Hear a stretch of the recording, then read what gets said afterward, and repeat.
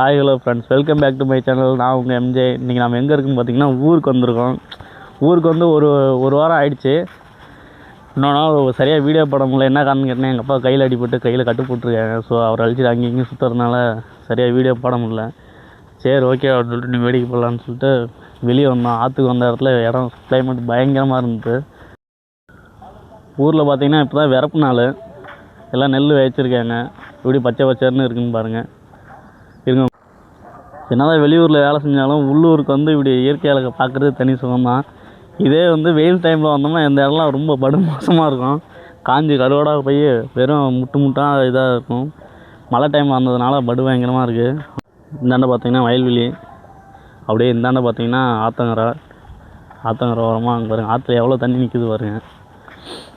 தண்ணி ஓடாமல் நிற்கிது. அங்கே வந்து நீர்த்தேக்கம் இருக்குது, அதனால் வந்து தண்ணி ஓடாமல் நிற்கிது. அந்த வந்து கீழே ஃப்ளோ ஆகி போயிட்டுருக்கோம்.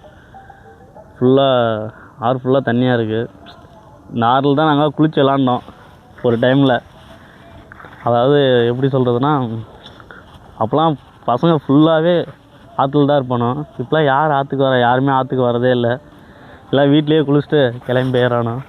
அப்போலாம் காலைல ஒரு 6 மணிக்கெலாம் ஆற்றுக்கு வந்துடுவானோ. ஆற்றுக்கு வந்துட்டு ஸ்கூலுக்கு போகிறதுக்கே வந்து ஆற்றுல தான் குளிப்பானோ. அந்தளவுக்கு தண்ணி ரொம்ப ஃப்ரெஷ்ஷாக இருக்கும்.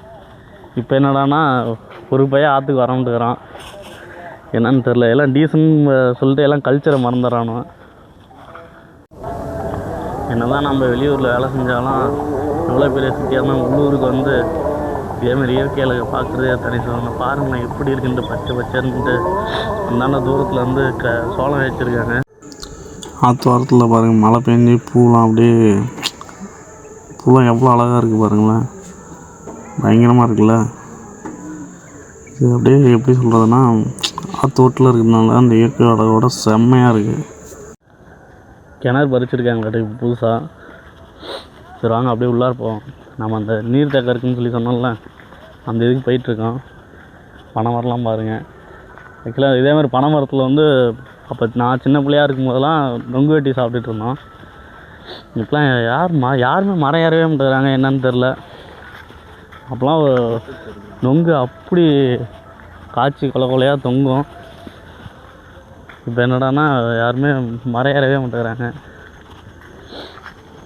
ஆற்றுல பாருங்க, தூரத்தில் ஒருத்தர் மீன் பிடிச்சிட்ருக்காரு.